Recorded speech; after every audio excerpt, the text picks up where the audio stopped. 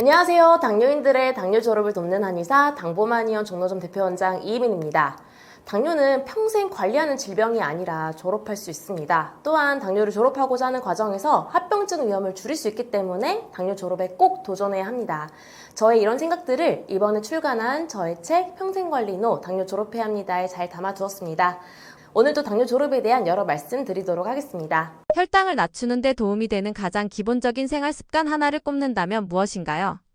당뇨는 생활습관병이기 때문에 집에서 어떻게 관리를 하는지가 정말 중요하거든요. 그래서 제가 실제로 환자분들께 꼭 권하는 핵심 한 가지, 그리고 세 가지 생활습관이 있는데요. 여러분께도 특별히 공유를 해드릴게요. 우선 공복혈당 달력 작성 방법을 알려드릴게요. 우선 탁상 달력이 필요한데요. 자고 일어나서 1시간 이내에 공복혈당을 측정해서 탁상 달력에다가 그 날짜에다가 기록해 주시고요. 평소보다 혈당이 높거나 낮은 날 왜 그런지 찾아서 이유를 적어보세요. 평소랑 비슷한 혈당이 나오면 그냥 넘어가면 되고요. 공복혈당은 아침에 일어나서 1시간 안에 잰 거기 때문에 어제 하루 중 어떤 요인 때문에 오늘 공복혈당이 이렇게 달라진 건지를 관찰하는 게 굉장히 중요합니다. 이렇게 공복혈당 달력을 탁상 달력에다가 꾸준히 작성하다 보면은 결국 생활관리에 있어서 세 가지가 중요하다는 것을 알게 될 겁니다. 환자분들과 함께 해보니까 공통적으로 세 가지가 중요하더라고요. 첫 번째는 저녁 식사 후 3, 4시간 금식입니다. 자기 전에는 소화기를 비우고 자야 수면도 깊어지고요. 다음날 혈당도 뚝 떨어집니다. 20 정도는 떨어질 거예요, 공복혈당이. 이때 금식 3, 4시간 동안 과일 한 조각 안 되고요. 견과류 조금도 안 됩니다. 물 외에는 그냥 다 안 된다고 생각하시고 철저하게 금식을 해보세요. 거꾸로 식사나 현미밥 이런 것도 물론 중요하지만 저녁 식사 후에 3, 4시간 금식이 공복혈당에 큰 영향을 준다는 거를 관찰하시면 알게 될 겁니다. 재밌었던 일화가 있었는데요. 제 환자분 중에 30대 젊은 남성분이 있었어요. 근데 이분이 크로스핏이라고 하는 굉장히 좀 힘든 운동이 있는데 퇴근 후에 크로스핏 운동을 하고 집에 와서 닭가슴살에 샐러드에 간단하게 먹고 자는 삶의 패턴을 갖고 있었는데 공복혈당이 110 정도에서 더 이상 안 떨어지는 거예요. 그래서 제가 이분께 일단 패턴을 좀 바꿔보자. 그래서 밥을 먼저 먹고 그 다음에 운동을 하고 집에 오는 삶의 패턴으로 바꿔보자 라고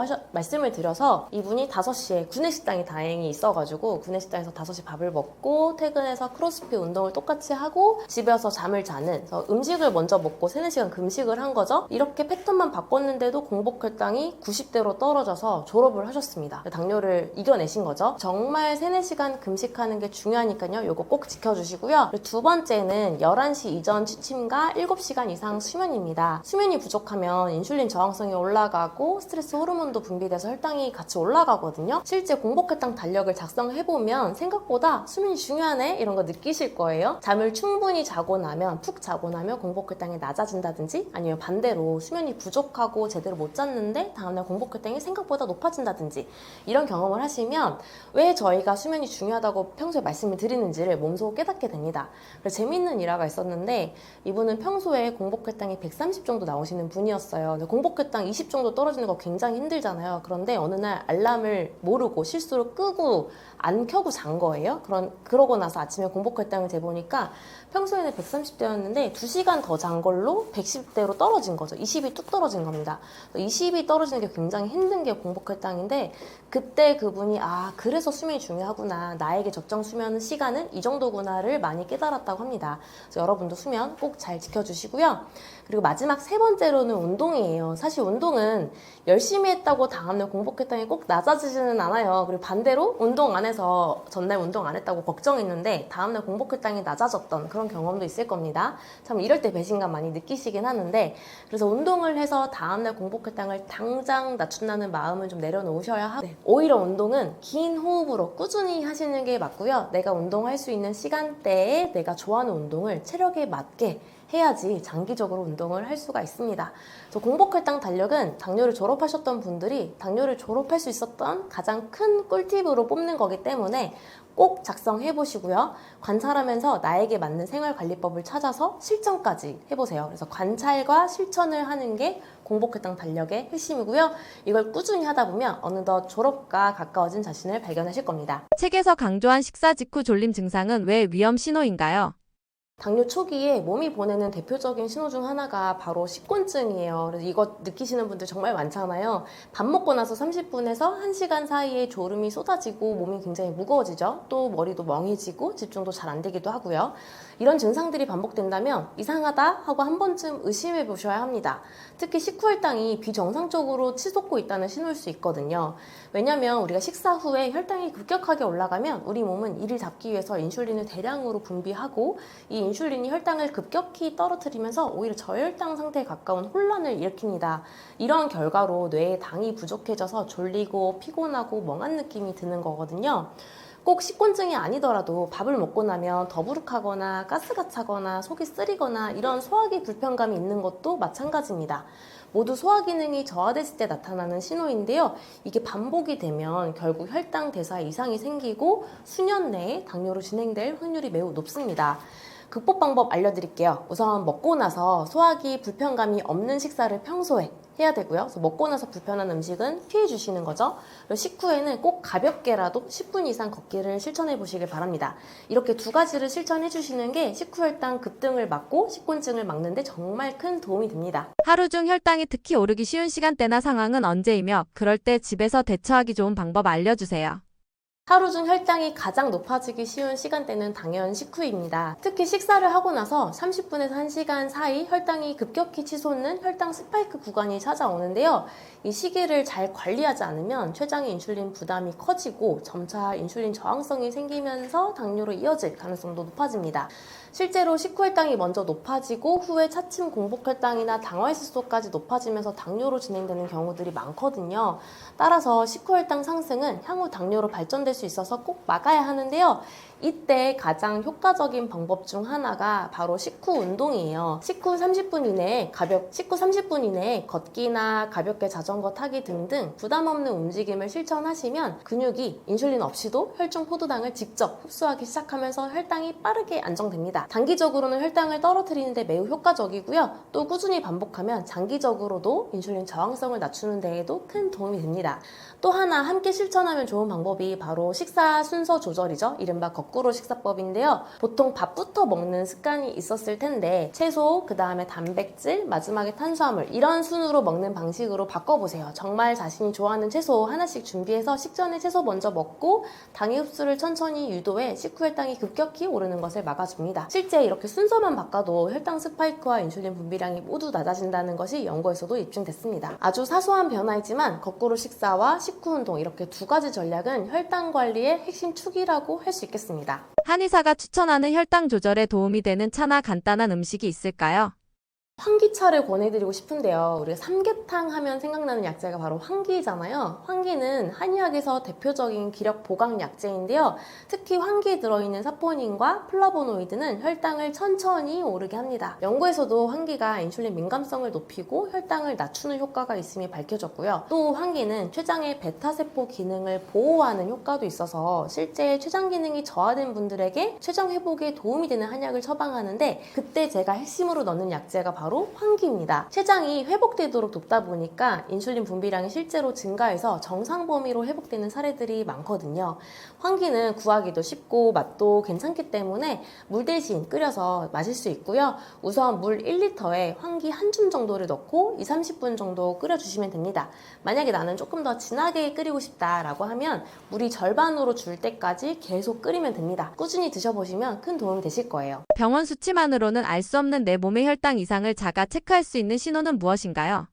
병원에서 혈당 수치를 검사했을 땐 정상이 나왔는데도 왠지 몸이 이상한 느낌이 들 때 있죠. 사실 혈당 문제는 수치보다 몸이 먼저 말해주는 경우가 많거든요. 그래서 몸이 보내는 신호를 잘 읽는 게 당뇨 예방과 조기 발견의 핵심입니다.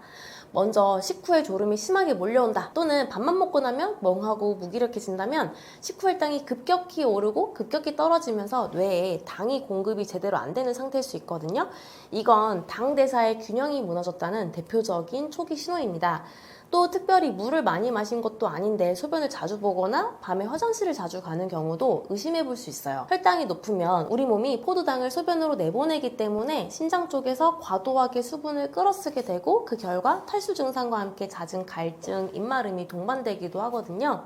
또 피부나 입술이 자꾸 건조해지거나 가려움증이 생기고 상처가 잘 낫지 않는다면 혈당 이상으로 말초 순환이 떨어지고 있다는 그런 신호일 수 있어요. 특히 종아리나 발등 같은 부위에 마른 각질이 유독 심하다면 한 번쯤 혈당을 체크해 보시는 게 좋습니다. 그리고 생각보다 많은 분들이 놓치고 있는 신호가 바로 불면증이나 새벽에 자주 깨는 현상이에요. 혈당이 자는 동안 들쭉날쭉해지면 자율신경이 교란되면서 수면의 질이 떨어지고 이게 반복되면 아침에 개운하지 않고 하루 종일 피곤하고 짜증이 나기 쉽거든요.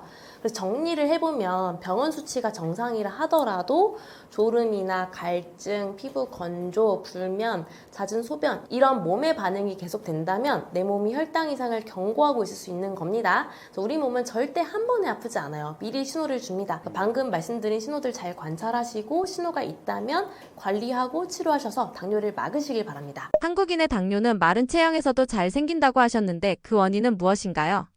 한국인은 마른 체형임에도 불구하고 당뇨가 잘 생기는 특징이 있어요. 그 이유는 단순히 식습관이나 운동 부족 때문이 아니라 선천적으로 췌장 기능이 약한 유전적 특성 때문인데요. 2018년 분당 서울대병원 연구에 따르면 한국인의 췌장은 서양인보다 평균적으로 12%가 작고 기능은 36.5%나 낮은 수준이라는 결과가 발표됐습니다. 이 말은 한국인의 췌장 기능이 약하고 그러다 보니까 인슐린을 분비하는 능력 자체가 선천적으로 약하다는 걸 의미하거든요. 이러한 이유로 한국인의 경우에는 마른 체형임에도 불구하고 식후 혈당이 쉽게 오르고 당뇨가 시작되기 쉬운데요. 혈당을 낮추려면 인슐린이 분비되어야 하는데 이 인슐린이 원활하게 만들어지지가 않는 거죠. 이러한 한국형 당뇨의 특성 때문에 당화혈색소나 혈당 수치뿐만 아니라 췌장이 인슐린을 얼마나 만들어내고 있는지를 나타내는 C-펩타이드 수치도 함께 확인해보는 것이 중요합니다. 단순히 비만하지 않으니까 나는 괜찮겠지? 이게 아니라 췌장이 얼마나 제 기능을 하고 있는지가 당뇨의 핵심 원인이 될 수 있다는 점을 반드시 짚고 넘어가야 하고요. C-펩타이드 검사는 혈액 검사로 간단하게 검사할 수 있기 때문에 당화혈색소 검사할 때 3개월 주기로 같이 검사해 보시길 바랍니다. 인슐린이 부족하면 혈당은 점점 더 안 잡히고 당뇨는 더 악화될 수밖에 없거든요. 그래서 만약에 인슐린 분비가 부족하다면 그에 맞는 생활관리나 치료법도 필요합니다. 한국인 당뇨와 미국인 당뇨라는 게 있나요? 차이점을 알려주세요. 네, 있습니다. 한국인은 체형이 마른데도 당뇨가 생기는 경우가 많고요. 미국인은 보통 고도비만과 관련된 당뇨가 많다는 점에서 두드러진 차이가 있는데요. 크게 두 가지로 정리를 해드릴게요. 첫 번째 차이는 체중과 당뇨의 관계입니다. 미국인의 경우는 당뇨 환자의 대부분이 고도비만이에요. 인슐린 저항성이 핵심 원인이기 때문에 체중 감량만으로도 혈당이 드라마틱하게 개선되는 경우가 많습니다. 그런데 반면에 한국인의 경우는 절반은 비만하지만 절반은 비만하지가 않아요. 단순히 살만 빼면 된다라는 접근이 한국인에게는 완전히 들어맞지는 않습니다. 실제 임상에서 체중을 줄였는데도 혈당이 더 오히려 악화되거나 오히려 체중이 늘었는데 혈당이 더 잘 조절되는 경우가 종종 있거든요. 특히 비만하지 않은 마른 당뇨인들이 이런 경험을 더 하십니다. 대구에서 오신 60대 남자 환자분이 있으셨는데 마른 체형이었기 때문에 체중이 원하던 대로 증가했음에도 불구하고 한약 치료 후 혈당은 더 안정되고 당화혈색소도 낮아졌습니다. 마른 당뇨인이 체중을 적절히 회복하면서 췌장이 회복되면 오히려 혈당이 더 잘 잡히는 경우도 많습니다. 그리고 두 번째 차이는 인슐린 분비 능력의 차이예요. 서양인은 인슐린은 잘 나오는데 몸이 그걸 잘 쓰지 못하는 인슐린 저항성 당뇨가 많고요. 반대로 한국인은 인슐린이 충분히 분비되지 않는 분비 부족형 당뇨가 생각보다 많아요. 통계적으로는 15에서 20% 정도라고 하는데 저희 한의원에서 검사를 해보면 체감적으로는 30-40% 정도가 인슐린 분비가 부족한 상태인 것이죠. 실제로 C-펩타이드 검사를 해보면 인슐린 분비량을 알 수 있는 검사인데 C-펩타이드 검사를 해보면 당뇨 초기임에도 불구하고 인슐린 분비량이 기준치 이하로 낮게 나오는 경우가 생각보다 많거든요. 이건 체질적으로 유전적으로 췌장이 약한 동아시아인의 특성을 반영한 결과입니다. 서양에서는 주로 음식 관리와 운동을 통한 체중 감량으로 인슐린 저항성을 개선하는 것이 물론 우선이 되겠지만 한국형 당뇨는 췌장 기능의 회복까지 신경을 써야만 당뇨를 졸업할 수 있습니다. 미국식 당뇨 치료법이 한국인에게 맞지 않을 수 있다고 하셨는데 어떤 점에서 차이가 있나요? 서양의 당뇨 치료법은 주로 운동과 음식 조절을 해서 체중을 줄이고 인슐린 저항성을 낮추는 데 초점이 맞춰져 있죠. 이 방식은 서양인처럼 인슐린은 잘 나오는데, 충분히 많이 나오는데 그걸 잘 쓰지 못하는 인슐린 저항성 중심의 당뇨 환자에게는 매우 효과가 좋습니다. 하지만 한국인의 당뇨는 췌장 기능 자체가 약한 경우가 많아서 단순한 다이어트나 운동만으로는 혈당이 안정되지 않는 경우가 많거든요. 그래서 오히려 무리한 운동이나 식단 관리 등으로 체중이 빠지면 췌장이 더 지치고 인슐린 분비가 더 부족해져서 혈당이 더 불안정해지는 악순환이 생기기도 합니다. 그래서 한국인에게 꼭 맞는 당뇨 치료를 하려면 인슐린 저항성 개선도 중요하지만 췌장 기능을 회복하는 치료도 반드시 병행을 해야 하는 것이죠. 한의학적 접근은 바로 이 부분을 중심에 둡니다. 혈당 조절에 관여하는 간, 심장, 소화기 문제를 진단해서 치료하면서 동시에 인슐린을 만드는 췌장을 회복시키는 처방과 생활요법을 함께 구성하는 것이죠. 예를 들어 마른 당뇨인이 무리하게 저탄고지를 하면, 저탄고지라고 해서 너무 무리하게 탄수화물을 안 먹는 식단을 하게 되면 오히려 췌장이 인슐린을 덜 만들게 되고요. 소화력이 떨어져 있는데 현미 100% 식사를 하게 되면 소화불량과 체중 감소로 오히려 혈당이 더 불안정해지거든요. 그래서 이런 상황에서는 췌장을 편안하게 해주는 식사법, 그리고 체질에 맞는 한약 치료로 접근을 하는 거죠. 그렇다면 췌장 기능 회복을 위해 여러분이 스스로 집에서도 실천할 수 있는 방법들을 알려드릴게요. 우선 탄수화물 섭취를 너무 줄이게 되면 아까 말씀드린 것처럼 췌장이 인슐린 덜 만들어도 되나 보다 해서 인슐린 분비가 줄어들 수 있습니다. 따라서 극단적으로 탄수화물 섭취를 줄이는 극단적인 저탄수화물 식단은 꼭 피해야 하고요. 대신에 복합 탄수화물인 잡곡밥을 적절히 드셔야 합니다. 그리고 밥도 먹고 간식도 먹고 또 밥도 먹고 또 간식 먹고 이러면 췌장이 소화효소도 만들다 보니까 쉴 틈이 없어요. 쉴 시간이 없어서 더 지칩니다. 그래서 가급적 밥 위주로 먹고 간식을 끊으라고 말씀을 드리고 있고요. 또 췌장은 흉추 7, 8번 부위에 위치하고 있거든요. 흉추 7번은 날개뼈가 끝나는 지점에 있습니다. 따라서 평소에 어깨를 펴서 척추 정렬을 유지하는 게 좋고요. 조금 더 적극적으로 췌장 부위를 마사지하고 싶다 이럴 때는 마사지 볼이나 테니스공 또는 폼롤러를 사용해서 직접적으로 자극해 주시면 좋습니다. 더불어서 환기가 췌장의 베타세포 기능을 활성화해서 인슐린 생성을 증가시킬 수 있다는 연구들이 보고되고 있기 때문에 환기차를 마셔보시면 좋아요. 물 1리터에 환기 한 줌 정도를 넣고 끓여서 물 대신 차로 마시면 됩니다. 만약 인슐린의 절대적인 분비량이 너무 부족하거나 또는 혈당에 비해서 상대적으로 부족할 때도 있거든요. 그럴 때는 환기 외에 췌장의 베타세포 회복을 돕는 약재들로 이루어진 한약 치료를 고려해 보시면 좋습니다. 췌장이 회복되지 않으면 혈당 조절은 잘 안 될 수밖에 없고요. 결국 인슐린 주사에 의존할 수밖에 없거든요. 췌장에서 인슐린 분비가 잘 되는지 검사하는 시펩타이드 검사를 3개월에 한 번씩 꼭 받아보시고 분비가 잘 안 된다면 말씀드린 췌장 회복에 좋은 생활관리법들 꼭 실천해 보시길 바랍니다. 한국인의 음식 문화나 생활 습관 중 당뇨를 악화시키는 결정적인 요인이 있다면 무엇일까요? 한국인의 음식 문화와 생활 습관은 분명 건강한 측면도 많지만 당뇨 관점에서 보면 의외로 혈당을 악화시키는 요인들이 일상 깊숙이 자리하고 있습니다. 특히 미국과는 전혀 다른 식문화와 생활 환경에서 오는 차별화되는 원인이 존재하기도 하거든요. 첫 번째는 밥 중심의 식사 구조입니다. 한국인은 하루 3끼 중 대부분을 쌀밥으로 해결을 하잖아요. 근데 문제는 쌀이 단당류보다 흡수가 느릴 뿐이지 결국 포도당으로 바뀌면서 혈당을 좀 빠르게 올리는 주된 원천이라는 점입니다. 특히 흰쌀밥은 섬유질이 거의 없고 혈당 지수가 높아서 공복혈당뿐 아니라 식후혈당 스파이크의 주요한 원인이 되기도 하거든요. 또 한식은 반찬이 다양해서 건강하다고 생각하지만 동시에 밥을 많이 먹게 되는 구조를 갖고 있어서 혈당 조절에 있어서는 양날의 검이 될 수 있기 때문에 밥을 먹을 때는 반드시 백미와 잡곡을 1대1로 섞어서 소화가 잘 되면서 혈당이 완만하게 오를 수 있는 식사를 하셔야겠습니다. 그리고 두 번째는 수면 부족과 스트레스, 특히 밤늦게까지 깨어있는 생활 리듬인데요. 한국은 야근 문화, 늦은 식사, 불규칙한 수면 패턴이 만연한 사회잖아요. 이로 인해서 코르티졸 수치가 높아지고 인슐린 저항성이 증가합니다. 수면 부족 자체만으로도 당 대사 장애를 유발하는 것이 과학적으로 입증이 되어 있고 특히 밤늦게 먹는 야식은 췌장을 과로하게 만들어서 인슐린 분비의 리듬을 깨트립니다. 건강한 혈당 관리를 위해서 수면, 스트레스 관리를 꼭 병행하셔야 되겠고 되겠고요. 마지막으로 간식 문화도 놓칠 수 없겠죠. 한국인은 식후에 떡, 빵, 과일, 커피 믹스 이런 간식들을 좀 섭취하는 문화가 보편화되어 있잖아요. 이는 이미 식후 혈당이 올라간 상태에서 또 한 번 혈당 스파이크를 유발하고 또 췌장에 또 이중 부담을 주기도 하거든요. 또 특히 과일은 몸에 좋다는 인식 때문에 식후에 과일을 습관적으로 먹기도 하는데요. 되도록 밥을 먹은 이후에는 간식은 뚝 끊는 습관을 가져야겠습니다. 한국인 체질에 맞는 당뇨 관리법은 어떤 방향으로 달라져야 할까요?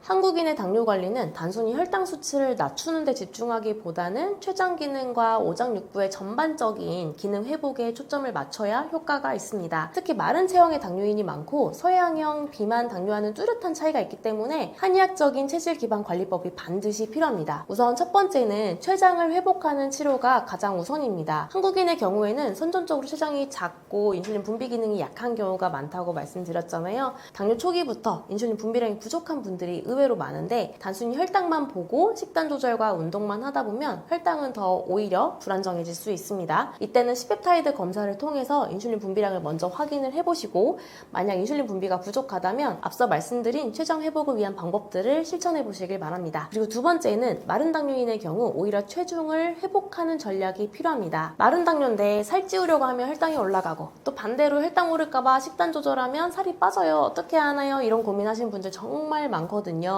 네, 그런 분들을 위해서 살은 찌면서도 혈당은 낮아질 수 있는 방법 3가지로 정리를 해드릴게요. 우선 음식은 혈당 지수에 집착하기보다는 소화가 잘 되는 음식 위주로 드셔야 합니다. 가령 현미가 혈당 지수가 낮다 보니까 현미를 잔뜩 넣어서 또는 카무트를 잔뜩 넣어서 밥 지어 드시는 분들 많잖아요. 그런데 마른 당뇨의 경우에는 소화 기능이 약하기 때문에 이렇게 하면 소화가 잘 안 되거든요. 가스가 차고 더부룩하다고 합니다. 그래도 참는 거죠. 혈당 덜 올라가게 하려고요. 그런데 이런 분들에게 소화가 잘 되는 게 중요하니 쌀은 절반 정도 50%만 넣고 나머지는 소화가 잘 되는 잡곡, 내가 좋아하는 잡곡으로 넣어서 드시라고 하면 신기하게 혈당이 더 낮아진다고 하십니다. 실제 어떤 환자분이 현미만 100% 밥을 지어서 드시고 계셨는데 소화가 잘 안 됨에도 불구하고 이렇게 하는 게 좋다고 하니까 의뢰껏 이렇게 드시고 계셨던 거예요. 그런데 한의원에 오셔서 소화도 좀 잘 되고 싶고 혈당도 낮아졌으면 좋겠다라고 말씀을 하셔서 백미를 50% 넣고 그리고 잡곡을 50%만 넣어서 소화가 잘 되게끔 해서 드셔라 라고 말씀드렸더니 식후 혈당이 20이 뚝 떨어지고 그리고 원하던 대로 체중도 조금 늘었다고 말씀을 해주셨습니다. 이런 식으로 음식에 있어서 마른 당뇨인들이 지켜야 할 3가지 기본 원칙이 있는데요. 첫 번째는 쌀과 잡곡을 각각 절반씩 넣어서 밥을 지어서 먹으면 소화가 더 잘 되기 때문에 살찌는 데에도 그리고 혈당이 떨어지는 데도 더 도움이 될 거예요. 두 번째로는 야채도 가급적 익혀서 드시는 게 좋습니다. 소화가 더 편해지니까요. 그리고 세 번째는 고기는 소화가 잘 안 되니 고기는 가급적 드시지 않는 게 좋은데 대신 단백질을 두부나 달걀, 생선 이렇게 드시는 게 좋겠죠.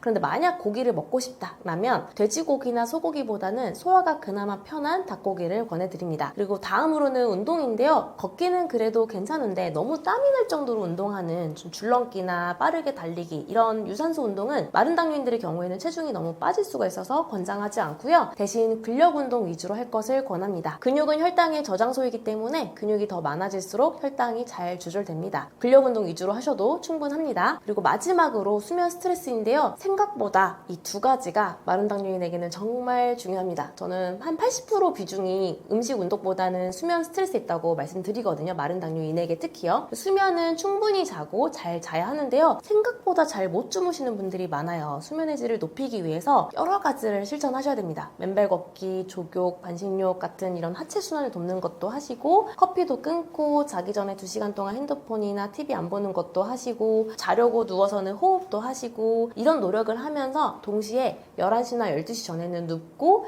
7시간 이상 잠을 자는 즉 수면의 양도 신경을 써야 하거든요. 더불어 스트레스 관리가 가장 어려울 수 있는데요. 명상, 종교, 운동, 취미활동 등등 마음이 편해지고 안정되는 것들을 최대한 많이 하시고 또 그걸 하는 시간을 점점 늘려가시는 게 필요합니다. 기억에 남는 분이 계시는데요. 마른 체형의 60대 여성분이었어요. 당뇨 진단 당시 당화질소가 점수가 10% 정도 나와서 당뇨약을 이제 막 드시기 시작했던 분이었는데 당뇨를 졸업하고 싶다라고 오셨던 거죠. 마른 체형이라서 더 이상 음식, 운동 관리를 열심히 한들 혈당이 안 잡힐 테니 마른 당뇨인에게 맞는 생활 관리를 하시라고 말씀을 드렸습니다. 이런 분들이 처음에는 반신반의합니다. 오히려 현미 비중을 줄이고 운동량도 과하면 줄이라고 하니까요. 그런데 이렇게 하니까 정말 혈당이 잘 잡히기 시작을 해서 당뇨약 4알을 모두 끊고 6.1%까지 낮아져 6.5% 미만이면 졸업이거든요. 관해 당뇨 졸업, 즉 당뇨 관해까지 해내셨고요. 원하는 대로 체중도 조금 늘었습니다. 저는 여러 당뇨 중에서 한국인에게 많은 마른 당뇨인의 경우 한의학적 케어가 꼭 필요하다고 생각을 합니다. 선천적으로 약하기 때문에 당뇨가 더 잘 생기는 거라서 마른 당뇨인들의 경우에는 혈당과 관련된 장부인 소화기, 간, 심장 기능을 회복하는 한약적 치료를 받는 게 특히 도움이 많이 되실 겁니다.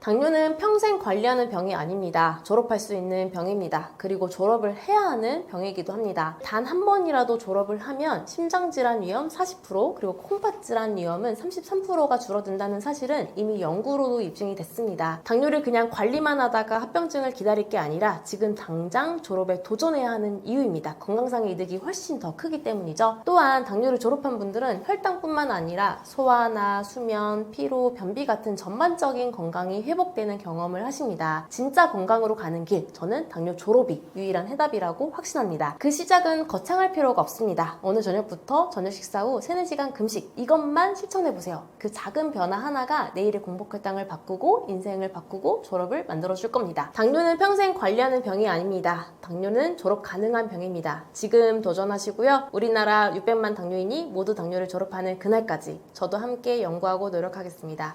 그리고 한약적 치료가 필요하시다면 당고만의원을 찾아주시고요.